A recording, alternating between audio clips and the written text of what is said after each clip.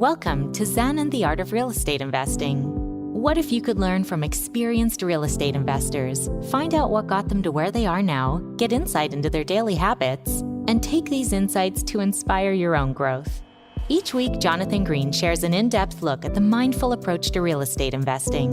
Jonathan is a lifelong real estate investor, advisor, and coach, as well as the founder and team leader of Streamlined Properties. Whether you're looking to start from scratch, get to the next level, or just for a straightforward and honest approach to real estate investing, Jonathan seeks to provide a free mentorship program you can take with you anywhere. Now, here's Jonathan. Thanks for showing up for another episode of Zen and the Art of Real Estate Investing. This is a short-term rental alert. We're back with another short-term rental episode because this is such a growing industry. It goes up, it goes down, but true operators are crushing it. And we have advice from Garrett Brown from Bigger Pockets. He's the person behind the emails that go out from Bigger Pockets about short-term rentals. You're going to get a ton from this episode, so let's go. This is episode 213 of Zen and the Art of Real Estate Investing with my guest, Garrett Brown. Garrett is a resident expert on STR for Bigger Pockets. You might have seen him sending you emails because he is knocking out all of those emails on short-term rentals from Bigger Pockets. He is a short-term rentals and Airbnb and glamping expert. Garrett, welcome to the show. Appreciate you having me. I can't wait to chop shop about some of my favorite things in the world. Yeah, me too. But I have a really important question for you first. When you dream at night, do you just only dream of short-term rentals? Yeah, they definitely take up about 90. You could probably ask my girlfriend this. They probably take up about 90% of my mental capacity. But I do have some long-term rentals. I have about 10% there. So there's a little bit brewing in the back. But good. Short-term rentals definitely churn my wheels more than anything else. Yeah. Well, how come? Like, why have short-term rentals really become your thing at this point in your life? And then we'll get to your background. But I'm really interested because this is what I see you posting on, of course, all the time. And a lot of people on Bigger Pockets as well. So what's the lore of the STR for you? There's two things I really love about short-term rentals, besides just all the benefits of real estate investment in general. I love being creative. I actually have like a musical background. Before I really got further into real estate, I owned a music studio for years. I've been a music producer. And so when I was getting further into the real estate investment journey, the one thing that stuck out to me that I could be creative still in was short-term rentals, really. And there's ways you can be creative in a lot of aspects of real estate, but you're not going to be able to slap up a mural and create an outdoor Zen garden at, most places. So I love that. And then I have a hospitality background. I went to school for hotel management. Oh, wow. And so it's always, and I, waited tables for years, was a bartender for years. Like I've always really wanted to provide that guest experience and the customer service. I like interacting with people. I like providing a space for them that is going to, provide memories for their family and friends for years to come. There's just like a people element to that I personally like. It's not for everybody. I'm not a salesperson, but I like crafting stuff for people to like enjoy for, as long as they can remember. Yeah, don't you think that's really the part that separates the best STR owners from the ones who think they're going to be good and maybe have a nice place, but they're just not really into it. They're not really thinking of the guest. 100%. I think that's where, we've seen one of the fastest rises in supply percentages in STR history, obviously. And we've also seen one of the steepest declines in people selling off because they got into this with a lot of gurus telling you like, hey, no problem. Passive Airbnb investments, $20K a month. Yeah. And, they realize that's really not how it is. And the people that are that are successful in the space are crafting unique experiences. They're in the right location, and they're also going above and beyond with the hospitality portion. STRs are real estate and a hospitality business, basically having a baby, and then there's your new business right there too. So you have to love both sides of it. You need to win on both fronts there. Yeah, I think everybody who's scratching their heads and saying like, hey, why aren't I succeeding? Any of us could look at it in about 5 seconds and understand. You either look at the photos and it's an absolute trash pit, or it's a nice place with 3 photos that are on the iPhone with them in the mirror, and you're like, well, that doesn't really cut it. And now, because of what you said, with such an increasing amount of inventory, and even people learning from the gurus and showing off well and then doing the operations wrong, the table stakes to even compete are just so much higher right now. Yeah, they are, but the opportunity is still out there. You know, people will talk about oversaturation and things like that. And there are some markets that are, you know, mega markets, or for lack of words, or supermarkets. And yeah, I think they're great. I do think they're a tough space, especially for somebody just getting into it. Yeah. But it still surprises me to this day, like the amount of people that take photos on their iPhone, and they'll have, I even not long ago was having a co-hosting client presentation, and she has one of the nicest places I've ever seen, $1 million listing. She had all iPhone photos for 3 or 4 years, and a smart lady, you know, blew my mind. But that's where the opportunity lies for people that are in this space. And then the opportunity also lies with being creative with your markets and seeing where there actually is the demand that's pushing out there, and the yield percentage is going to allow for you to make a smart investment in that area. Yeah. And I also think it's people who are committed to the business, kind of what we were saying about who's really invested in the hospitality, because I think every year monthly, quarterly, need to be looking at your listing, seeing what kind of feedback you're getting, adjusting based on what other people are doing, because that's what keeps you as a good operator in a field that is rapidly expanding, you know, with people overusing AI. So AI is fine for like an initial property description, but you can tell when they've just pumped it in and let it go out, because nobody talks like that, you know?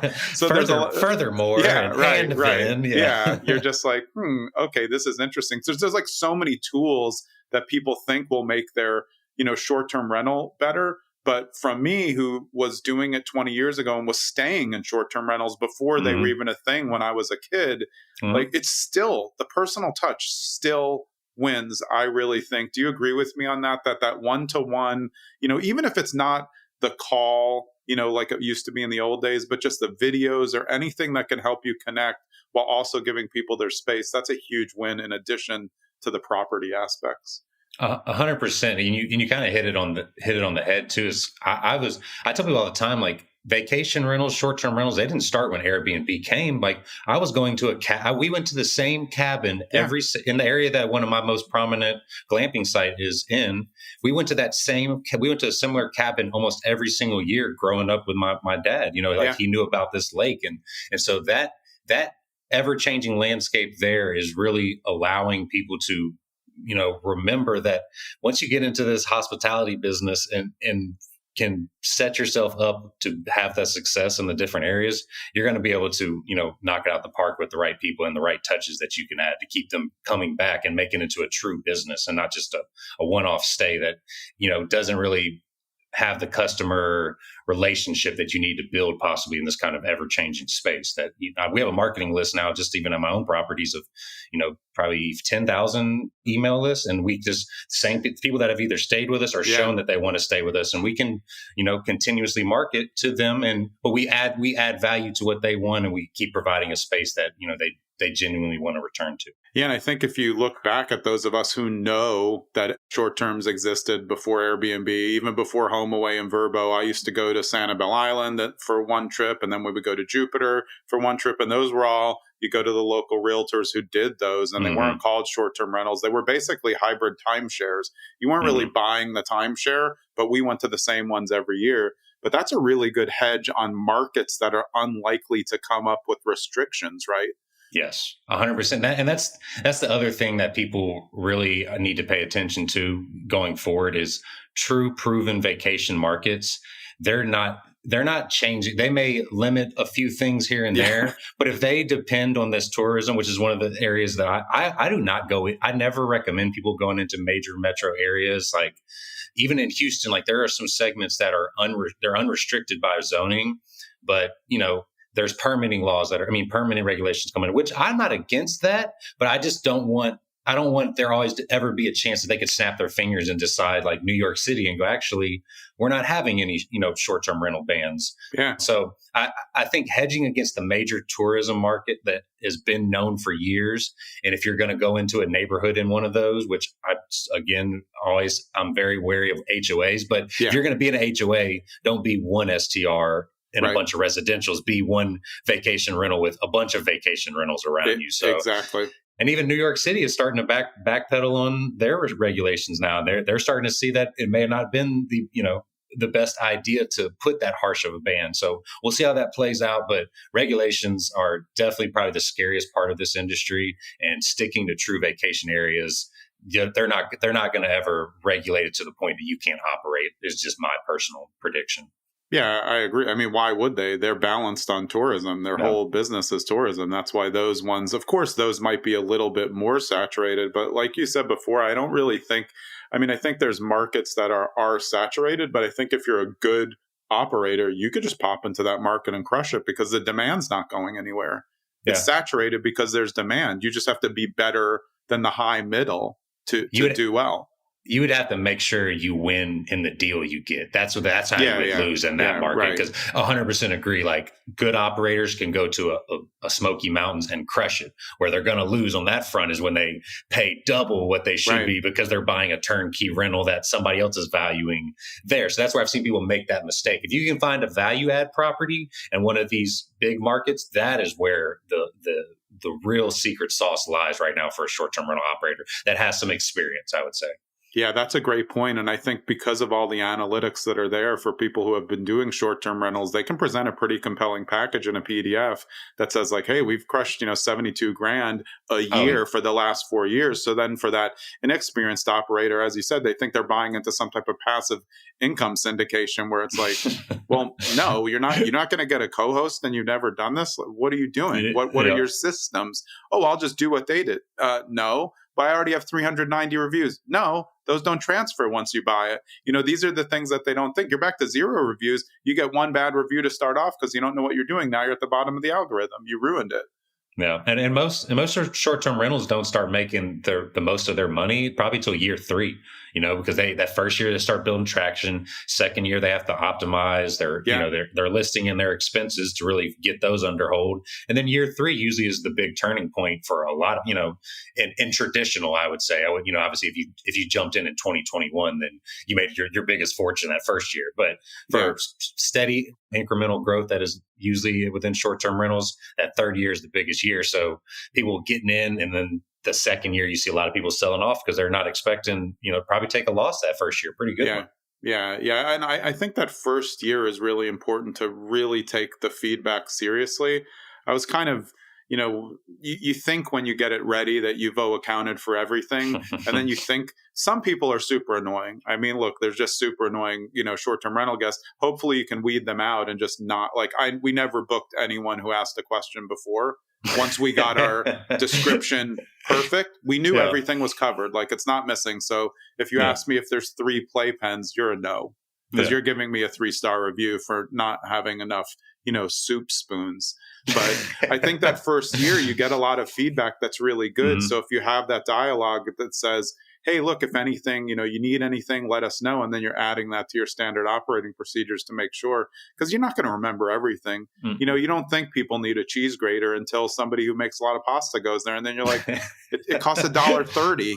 What's the big deal? No, I agree. And I mean, I continuously learn things about my properties, and I'm a big advocate of trying to get personal feedback while the guest is staying there, or private, or like right when they leave, so they don't take it to reviews. And then I always show that I genuinely care about what they're saying, even if another person would be like, "That's ridiculous." Like I may not fully agree with it, but if you get that complaint more than one time, you definitely need to fix that. Yeah. And if it's something that you're even like, oh, I could see it, like you might as well go ahead and fix it, because you're going to hear it from another guest. Like I had one stove in one of my units that one of the burner handles just like it was a little tricky to get it to work, but I was just like, oh, it's small. Like it was like $280 to fix the part. And I was like, I'll just deal with it as it comes. I don't think anybody's going to be cooking that much. Yeah.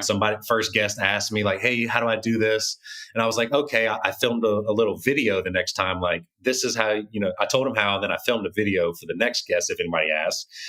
A week later, another guest asked. I sent him the video and I was like, why am I even doing this? Just fix the little issue, like take this feedback. And I've not had an issue since then. So, and it's like, that is worth my time as well too. Like me sending, 10 minutes of energy all these time to send this video and, process what's going on. Like that isn't worth my, like that small amount of money in the end. So any small issue you're getting from your guest, I am big advocate of fixing it ASAP. So you don't have to deal with it. It's for your own peace of mind. Yeah, you made a really good point, though. I think that the contact while they're there is super important because that's how you save the 4-star review. You Yep. get the 5-star, you save them doing a 4-star because you're constantly in contact. Hey, do you need anything? Is everything good? Not being annoying, but just like, making sure. I don't like it when, because I don't want to text them. I go through the app if I'm on Airbnb. I send them a message like, hey, you need batteries in this. I think I'm really helpful because I'm just telling them stuff that's wrong. I'm not going to give them a bad review. But, the people who don't respond, I'm like, well, that's kind of annoying. Maybe I will give a 4-star review. It took you 3 days for me to tell you that this air conditioner is not working and I've tried everything. I'm not a rookie. I know how to work it. Yeah. That part's important. So that contact, especially through the app, do you find that if people outsource, the outsourced people can sometimes make a mistake with that when it's not direct one-to-one? Yeah, I outsourced quite I have 2 VAs that work with me, and then the thing. So I'll backtrack quickly on that. Yeah. Is how I have automated messages that go out within the guest stay, and so that and how they're written, like that they automatically think they're talking to me, and I get ahead of all these systems to figure out if there's any issue. Was there an issue at check-in, which is one of the biggest things that people are going to let you know about in reviews if they had a problem at check-in. Yeah. And if you can get that personal, private feedback, my goal is to then, how can I change that state to where I know they're going to be like, this customer service is amazing. We get to a 5-star. But to tap into the outsourcing, and if you run into issues, that I have ran into that, and because from my VAs, even not long ago, I had one of my VAs tell someone in an Airbnb message that they could book it for one night on the weekend, which we don't allow. You have to have a 2-night. But she got confused looking at another calendar, and it's on me though, because my systems and operations weren't set up for her to know these things. And so I have an evolving document basically of like, if I get this feedback, I go into it, fix it, tell them, and they understand and note these things very quickly to make the changes. But that's on me to go into my systems operations to fix that going forward. So if anybody I onboard and bring on more is not going to make that same mistake, but you're never going to be able to prepare for everything, because there's going to always be some situations that come up and my VAs are wanting to jump in and be helpful and not bother me necessarily. But at the same time, it's like, there's small things that I wish they would ask me to confirm, but it's a give and take, and it all goes, and you're never going to be perfect. But like you said, it's just knowing that those things are going to come up, and then you just kind of make the quick changes and keep going through it. But anything major that, about emergency contacts, all these things, those things you have to like grill them on before, and all the other smaller things you'll kind of get, you'll be able to learn that as it goes along to see what you really need to tell them. Yeah, but that's good perspective. And actually, the two things that we were talking about are really related. Like when you get the feedback from a guest, you're going to add that to your own property SOP. And when you get feedback in a different way, you're going to add that to an SOP for your VA if you're getting help or your co-host. But it is really important to take the responsibility. And then, really, I would want to know anything that they're not 100% sure at least for the first while. And then they could be at, 95, 98%. But you never want to, any small error can create a bad review. And if you're not, over 100-ish reviews, that one bad review can really ding the algorithm for you. Yeah, it's definitely, I hate having to be, and that's why I'm such a big advocate of direct booking at the same time too. And while I've really been pushing that, but there's issues with that. So keep making the changes with them. And then also you're going to have to keep some people, it goes back to what we were saying earlier, they thought it was going to be more passive than it was before, but you really got to keep your finger on the pulse in your short-term rental, especially for the first couple of years. And if you are outsourcing to a VA, or even like I was using AI messaging for a while and it was going okay, but then there were some things that it was answering. It was like telling one guest that they couldn't, I can't remember what happened, but they were telling one guest that they couldn't bring their 2-year-old daughter or something because it was like it was misunderstood. Like I think I had a guest limit of 4 and I had 4 people, and they were like, "Hey, we just wanted to make sure you knew, like we're bringing our 2-year-old baby," which is fine. They counted like, that as 2 people. Yeah. And so they started going back like, you cannot do that. And I had to jump in and like go like, no, this is okay. Like, I'm sorry, I have a new assistant. Like, didn't say, AI. And so like, you're going to run into that on a lot of different ways when you're trying to save time. And so that's why, and I learned, so I made the changes within the AI system. I don't even use it as much now, but that's why you have to keep your like finger on that pulse when you're the first year or two that forever you're going to have to, but it's really like, I definitely spend more hours than I thought I would, but now I'm in year 3 on my brand new properties. I've been hosting for 5 years, but I finally now just feel like I'm able to, spend a lot of time doing other things and then also not constantly have to be watching my messages to make sure, some of my VAs and telling them to, put, you can put, no children. Right. So I'm learning now to mitigate all those risks. Yeah, but I think it's important for people to know up front that you do need to put the work in. It's not a type of business that you can just immediately hop in as a new person, hire a VA and think it's going to go smoothly. It's not. But that extra work that you do to make sure that everything is right, that's going to pay off, like you said, in years 3, 4, 5. And then you're basically at compound income because you have everything, you're paying attention, but you have somebody else who's managing a ship that's already running at the way that it should. It has everything it needs, barring something, like an environmental thing. There's not really much that's going to go wrong. Yeah. And then that's why you just continually invest into your property and keep up with your quarterly inspections, semi-annual inspections. And eventually when you hit that year 4 and 5, it's a pretty much greased wheel at that point that's going to keep moving along for you. Hey, it's Jonathan. I hope you're enjoying this episode with Garrett Brown of Bigger Pockets. Now, speaking of Bigger Pockets, they've gone in deep on short-term rentals, as well as several other things. But thanks to Garrett pumping out these newsletters every week, you can get a ton of content inside there. There's always a part of it that's sponsored by Hospitable, too, because they sponsor the STR platform on Bigger Pockets. But if you're someone like me and you hit the forums on Bigger Pockets, make sure you go to the short-term rental forums. They are full of seasoned experts who maybe you don't know, but I know them because they're on Bigger Pockets and they're giving a ton of information. Let's get back to Garrett. Yeah, I want to get your take on this because I've been suggesting this to a lot of people and I know you have so much experience. So if I were getting a new short-term rental, I would immediately get 5 friends to go. I would obviously comp them and I would have them just make a list all day of everything that they think is missing. That will save you your first 5 bookings, don't you think?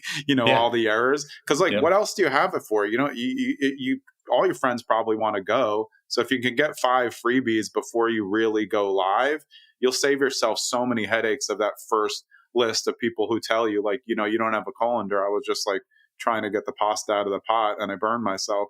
And you can't remember everything. There's so many kitchen items that people need. And eventually you're going to have to say, well, you don't need a pasta maker. That's a little much. Just buy it yourself or bring it. But those are decisions you have to make as a short-term rental owner. What's too much? What should I leave there? And, when is a guest just honestly being a pain in the ass because it happens.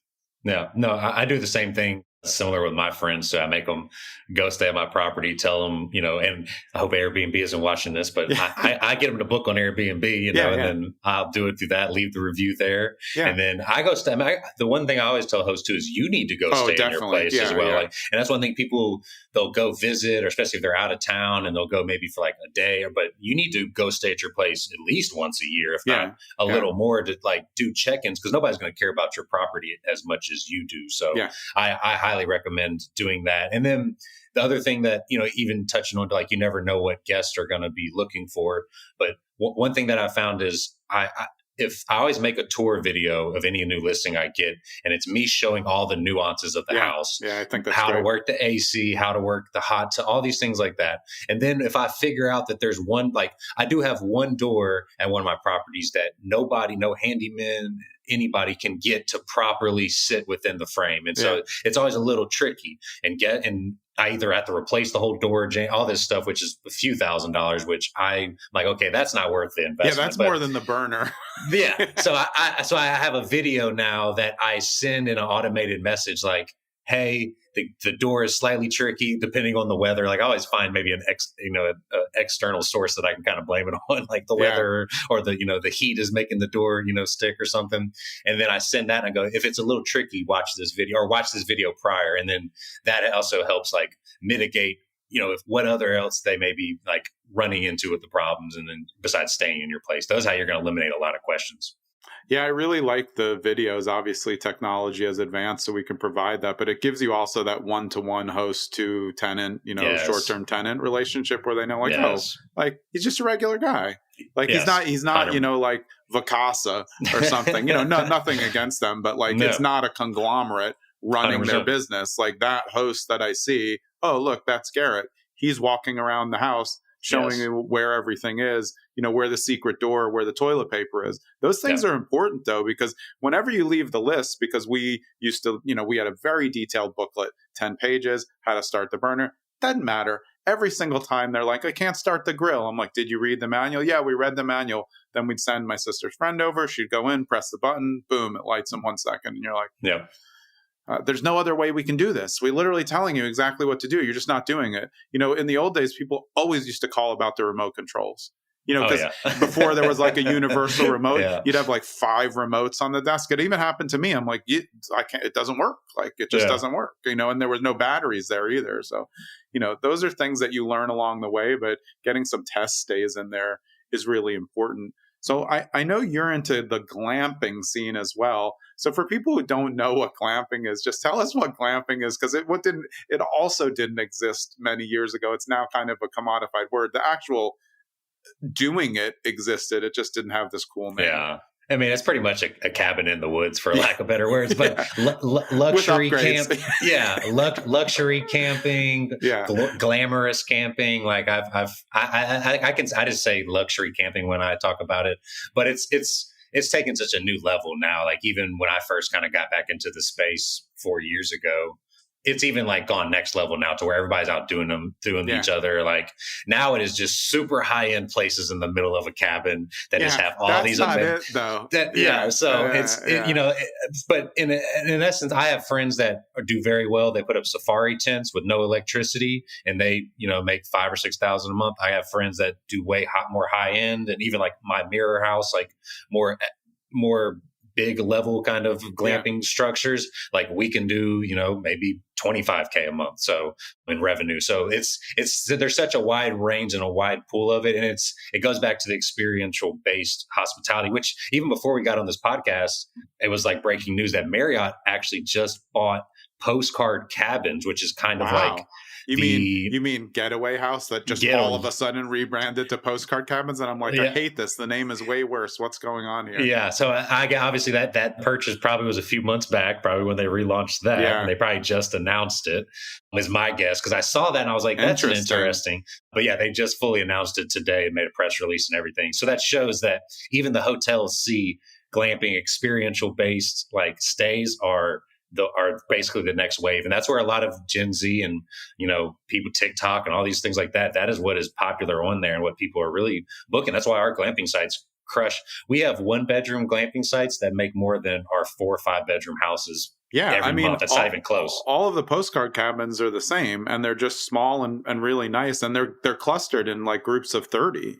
So it's almost a community, which I think is a really interesting thing that will probably be more. Do you have any where there's multiple on one site?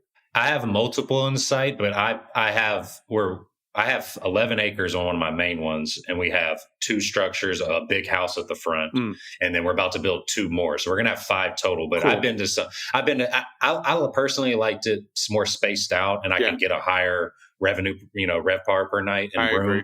But I know some models that they have, 20 geodesic domes and they crush it. It's whatever model you want to do. I personally stayed there at those type and didn't like it, but they obviously do really well, as that's basically what Postcard Cab. They are like the conglomerate of glamping basically, and like proving that model to like exactly what you're saying, because how they kind of did it. So it's very successful. I didn't personally want to do that though. I will have a little different touch. It's not for me either. And I think that's why sometimes our ideal avatar is part of us, because I don't want to be that close to people. That's why I'm going to a cabin. You know what I mean? Exactly. I don't want to talk to the neighbors. Like that's just my thing. But I think if you go there and oh, like, cool, like 30 people. That's for people who are more social, which is definitely not me. I want the thing in the woods where I don't know where the grocery store is, but it's close. That works better for me. How do you figure out who your avatar is? It partly what you like and then partly market dynamics and experience? Because I think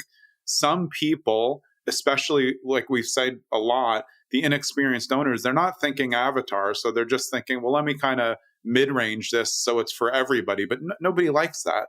That's that's so boring for short-term rental to just have a very okay place. You're going to get very okay stayers there who are not going to even probably leave you a review. No, that is honestly one of the reasons why most of my STRs have been very successful, is because we figured out our avatar before we even crafted the place. And that's super market specific is the thing too, like, because even in my market, like our 2 to 4 bedroom romantic getaways, like girls trip, like they crush it, but the family travel really doesn't do it in the area, because I'm in an area that isn't like, if a family's traveling to it, they're probably going to like stay in a not as luxury of a place, but it just kind of how some of my deals worked out.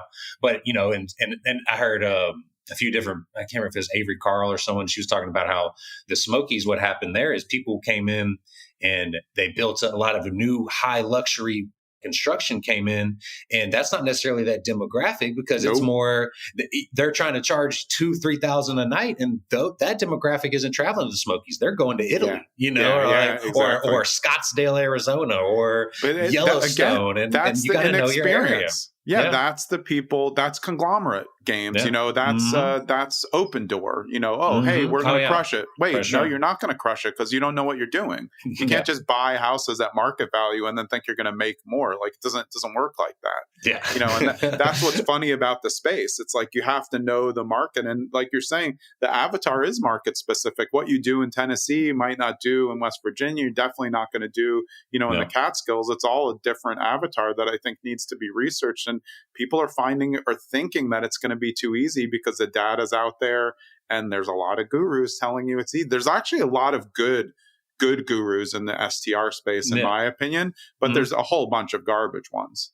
Yeah, I agree. There's definitely some, great people within the space that really have pushed a lot. And I think a lot of things I've learned have been from people like that. But then you have people like, some similar people that will just, the people that shill that it's not hard work and that it's like, those are the ones you instantly can rule out. If somebody is going to be, cut it straightforward with you and tell you that, hey, this is going to take some work, but their profit margin can be there. That's why it takes more work and more risk. That's somebody that at least is from the jump, probably at least has some trustworthiness in them to listen to what they're saying and go from there too. So, but there is some great education in the space. Yeah. And with glamping and location specific or unique stay homes, I think that transparency is the most important. It's why you were saying you can make so much money on your ones that maybe aren't as glamorous, because if you know the avatar and you're transparent about like, hey, we have a compost toilet, then no one's upset. They're not missing out. It's like I stayed at one in the Catskills with my son, and I didn't see any TVs in the pictures, but it didn't say we don't have TVs. And I'm like, why wouldn't they have a TV? But I read the reviews and I saw there was no TV. So we brought a projector. So, but I think most people forget, because a lot of the reviews were like, what the heck is this? There's no TV. But that transparency, don't you think that's really important? It's more than what we were saying before about your learning lessons. It's being clear about, how do you get to the property? I love when I'm looking at one and it's like, hey, look, if you have a sports car, you're not getting here. Yeah. So, well, that's actually going to save me a lot. Yeah, no, I agree. I mean, that's just how you walk into, terrible reviews to begin with. Yeah, exactly. And even when it's funny that you say that, because one of the main things when I was looking for my first site was, I'm a real estate agent in Texas. So I was traveling to every weekend, going looking at places like an hour away, touring houses just on my own. Yeah. But I gradually realized like the one thing that I could not do and then saw reviews to was have a bad road, because I didn't want to limit my crowd and do it. I respect people that if they do have it though, are transparent up front, because what I've seen, even a place I was looking at in Arkansas not long ago, I was possibly thinking about buying.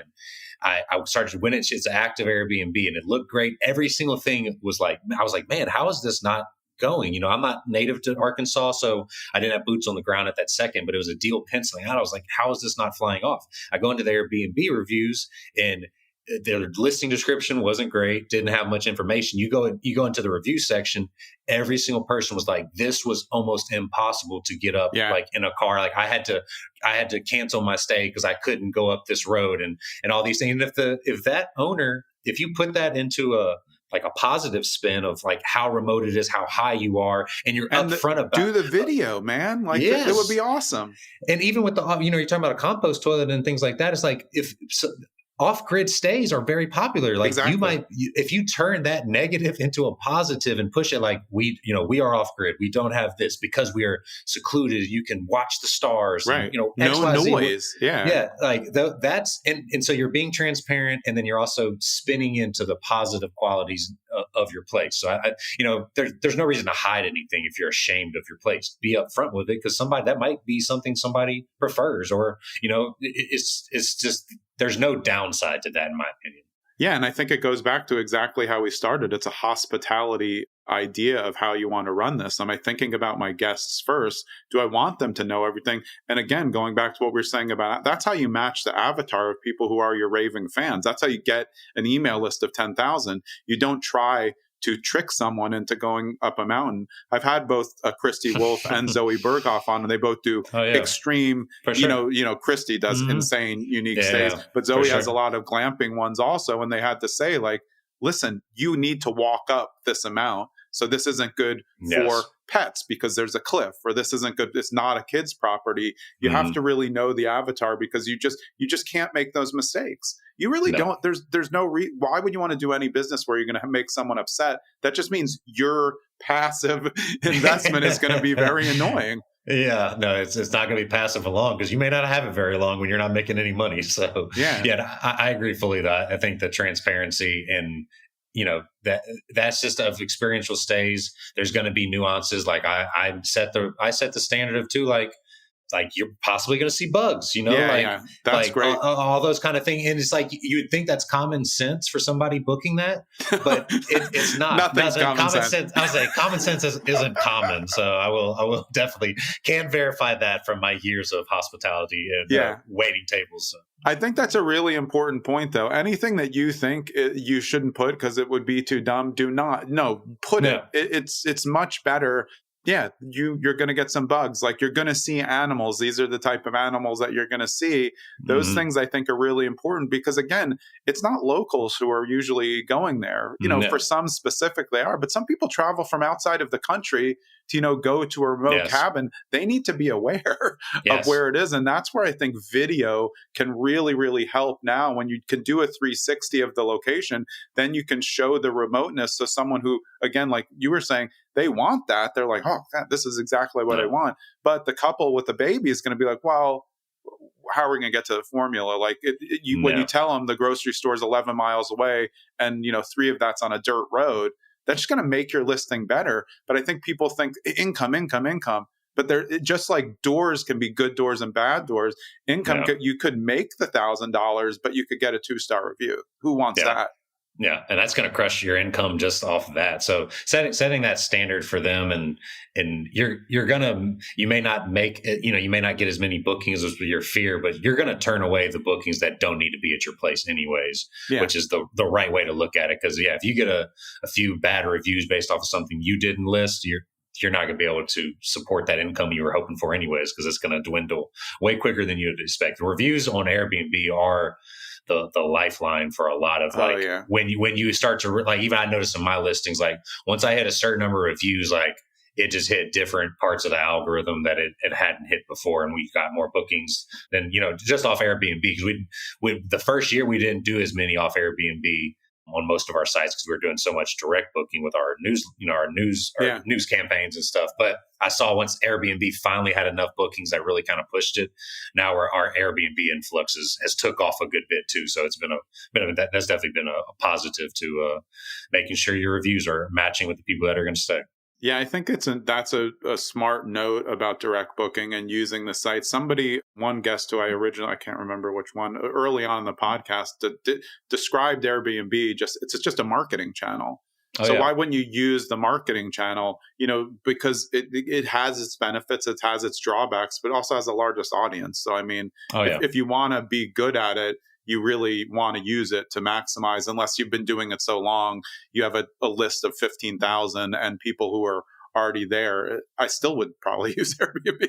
Oh yeah. I'd never Airbnb sometimes gets a lot of flack, and so does booking.com, but and booking.com is a little different than Airbnb, but Airbnb, like the marketing side that you're getting from them, like you're going to have a hard time paying for that kind of customer base. And that, you as a host, you probably pay 3% and the guest pays 12%. And, that adds on to them. But you would have never even had the eyeballs from that guest if it wasn't. And the thing about direct bookings that people always forget too is I pay like a 3% credit card processing fee, right. Like all these things that Airbnb puts within that platform. And so there's benefits to no vetted profile for the stayer. You don't get that on a direct booking. You have to do it yourself, which is okay when you're experienced. There's things that you can do, but I think it's been made better where now you can see, hey, these people stay at a lot of places. That's an easy match. They have 14 5-star reviews as a guest. It's like Uber. It's so funny. I looked at my Uber review as a passenger and I was like,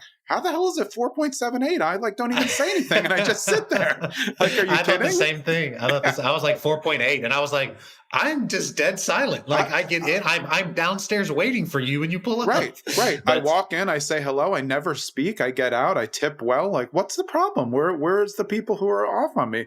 But I mean, these are all hospitality questions. But I had some questions for you because I always read your emails that come out on the STR port for Bigger Pockets, and they're awesome. I mean, I think they're really super informative and they're long and they have a lot to go through. They're not like breezable things. But you talked about the upgrades that you're doing in terms of like romantic packages and things. And I thought it was great because I've always thought of this. I love the idea of integrating with local businesses, local people for things like massages. So give us a little bit of information about what you were talking there and how well it's worked for you, including, in case they haven't seen the email, the crazy one where the person bought all the packages. I don't know what they're doing on a one-night stay, but I love it. Oh, that was amazing. Yeah, no, it's definitely a simple way to increase ROI and the guest experience within your stay. You can partner with local people. My cleaner handles a lot of it too. We buy, bulk rose petals and bulk, like little LED candles and things like that and signs, and we keep them handy. And we've also learned, and I'll buy bulk champagne if, I want to and things and keep that on site. And my cleaner makes some extra money. We make about 50% profit. And it's all through our direct booking. You can do it through Airbnb. We let them know through messages and that it's available. But our direct booking site, as you're booking the stay, you can instantly, click whatever you want to add. And it's been amazing for everything on my end. And even to like alluding to your point is I had one guest, it's like a $300 stay, but he paid for all 5 packages. And it was like $1,100 extra dollars. And I've had one person in history do a dispute on their credit card and it was like a fraudulent credit card. I've eliminated that through some software systems, but I was like, there's no way this is true. It's definitely like, I went on my, my security process or all these things. And I was like looking at their little score they have on there. And I was like, man, this like, no way. And I kept waiting and I kept waiting for any day, to get an email saying like, hey, this charge got disputed. And and I confirmed with the guest, like, hey, did you mean to do that? Or in a way, more like logical way. And I was like, we can't wait to have you so for all 4 packages, and he never told me.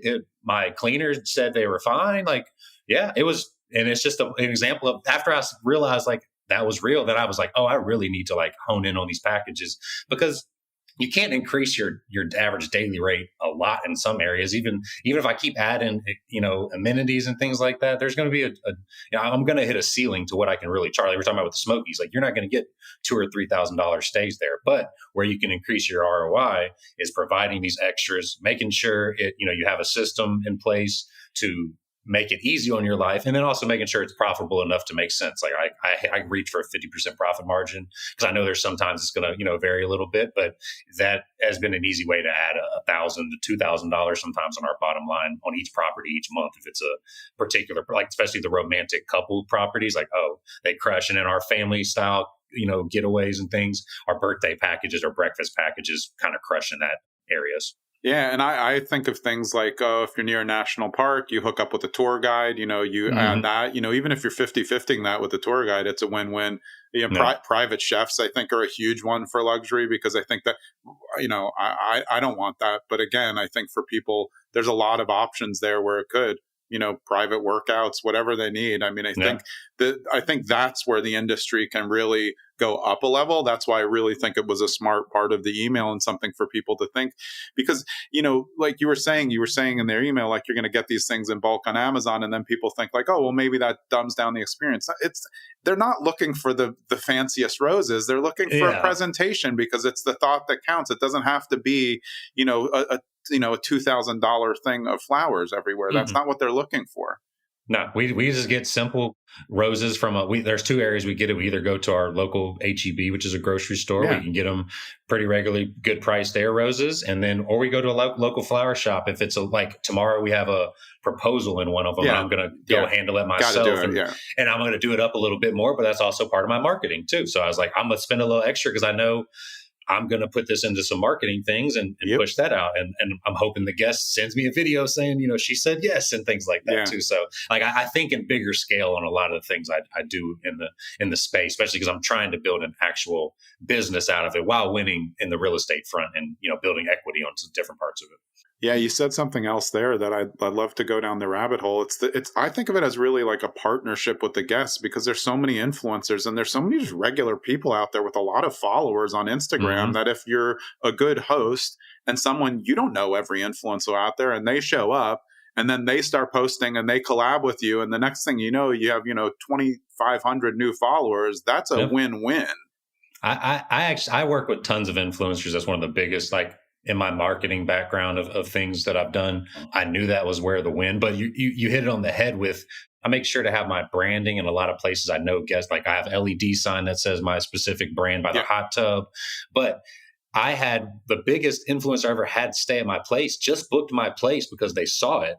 And I didn't, and they're a big, massive YouTube influencing couple. I had no idea. But I just gave them great. And I remember they called me a couple times and I was like, oh, they might be a little needy. Yeah, that sounds annoying to me. That's a really good point, because I would have been like, shut down. They had already booked. So anytime a person spends their money, like I gave them a little benefit of the doubt, but I was just trying to make, I just try to provide the best customer service I can. And it ended up being like a massive, massive video. And to this day, like they had a million, view YouTube video and all these things that I didn't expect. And they didn't even ask to stay for free or anything like that. And they left the place spotless, like made a great video. And that just came about because I made sure to provide a space that people would want to stay at. And then I also encouraged other people to share it online as much as I could, sending emails, having QR codes to our Instagram links and stuff inside. Obviously, the more unique spaces get shared way more, so that, but you can make your place unique if you even just have a regular place. There's just certain design things you could add. And we had Whataburgers, I have a Whataburger room in one of my places, and Whataburger shared us because we had a really cool, and it's a basic house, nothing too special to it. We made it a few themes of Texas within it. Whataburger was one of them, and they shared it, and they have a massive following too. There's little things like that you can do to get outside marketing that comes in, and it just makes your place more appealing to the consumer base that's actually on these websites. Yeah. So where do you fall on? So, I mean, there's two things going on now. There's these really like extreme amenities in your traditional, short-term rentals, like, with movie theaters, putt-putt, pickleball now, that's, I think, a really hard one to break into because you just need a lot of money to do it. I still think there's another part, and I actually heard Ziana McIntyre mention this, is where I thought of it as well. She was saying there's an unserved market for just kind of like very well located, where people aren't looking for amenities. They're looking for like nice relaxation where they don't want a pinball machine. So you can still do it without going berserk. Yeah, absolutely. And there's all tasteful things. Even at one of my properties that's is kind of pretty popular with families, we just put a $900 cowboy pool in there. I built it myself, bought the stock tank from Tractor Supply, got some of the parts need from Amazon. Yeah, I'm looking at it right now on Instagram. No, and like people would be like, oh, like, and a lot of people in my area have got massive pools and they're overlooking the lake, but my place gets booked because it's a reasonably clean, nice place with good reviews. So we have like a $500 hot tub there, one of the inflatable ones. Like I didn't put a $10,000 does fine. People love it. Like you set that expectation, and I knew that that's what that market needed and wanted, and the area I was in. If I was on a lake, then yeah, I'd probably do it a little different. But I realized the market, and I got like a ping pong table off Facebook Marketplace and put it, like, and cleaned it up, and it was $100-something bucks. You don't have to do these crazy, blown out amenities to make your place win. If your area calls for it, then you're going to fail if you don't have them, unless you're just the cheapest place, which isn't always the greatest. But if you're in an area that doesn't have those, or you see that pocket still can be filled, then I'm 100% a fan of doing that. Yeah, because I think it can be a nice unit, but more affordable in an area that's not, Smokies. That's not a 2,000 a night area. Yeah. So, do people have movie theaters? Yeah, sure. But they're going to generally be like more quirky basement or outbuilding type of things. And I think that's where, people have to learn the market, see what everybody else is doing. There's a lot of data sources out there, AirDNA and all of those other things that you can research. But I still just go on Airbnb and look at the market, see what's out there, see what people are doing. I feel like that's a really good way. When you're evaluating a new market, what sources are you looking at to make sure it's going to be good for you? I think obviously, the tourism insights is huge. I have one thing that I call is kind of a 60-30-10 rule, that I have to be 60 minutes away from some type of major city, 30, and when I say major, 500,000 and above, and particularly obviously higher the better. And the more that you can kind of get in a triangle of you, then even if they're 2 hours away, that's great as well too. 30 minutes at least or less from some type of national, regional, or state attraction. Could be a national park, could be a national forest, could be just a state park, or something that you think people are going to at least visit. State parks get a lot of visits every year from the same people. So that's something you can tap into. National parks, people only go once. So, and then I like to be 10 minutes from civilization. So I agree. That's just like a Dollar General or something. So that's just like a hard and fast rule of, like, when you're kind of looking into a different market. I look in the tourism stats, and then I also look to see if it kind of hits some of those, because you can find a really cool place for really cheap in the middle of nowhere, and it's probably not going to get the visitation you want unless you just have insane marketing efforts, and that's a total beast itself too. So there's the market thing, and I also like investing in your backyard, especially if you're newer to this. People, across the country investing in something, like, there's a lot of things you're gonna, like you were talking about, you're gonna miss on those first STRs that I don't personally recommend long distance short-term rental investing until you're ready. And I know your backyard better than a lot of other places. If people would want to go to a certain area that you went to, like that holds a lot of weight too. And you can kind of look into the options that may be there, and you're at least closer to handle up things as they come. Yeah, and last point before we hop off, you were just really saying it to me, and the way that my sister really got short-term rentals in the beginning and how we used them was we picked places that we wanted to go so we could use it. Like that, these are the things that people forget. And again, it goes back to what we've been saying the whole time. There's too many people operating this field and not getting any enjoyment out of it. If you want to do a short-term rental and you want to do it far away, make it in a place that you're going to use it like 2-3 times a year, because then you literally get a free stay every time you go instead of paying for it. Yeah, that's exactly what I'm doing right now. As I'm analyzing new markets, I'm actually definitely pricing in where I would want to go if I want to travel. So that's 100%. Could not recommend that more for people, because it's like the lifestyle benefit of having one. Not everything is a monetary benefit all the time, to which that does come into a monetary benefit if you're saving the. Yeah, but you can do both. A little both. That's it. Like, there's a win-win there. So no, I agree 100% with that sentiment. Yeah. Awesome, man. Well, I really appreciate it. Is the best place for people to get in touch with you, follow you on Instagram, which is at Garrett, that's 2 R's, 2 T's, Brown, regular spelling, and then RE, which stands for real estate, I'm sure. Yes, it does. So yeah, that's a great place. And then I'm always on anything bigger pocket short-term rental related.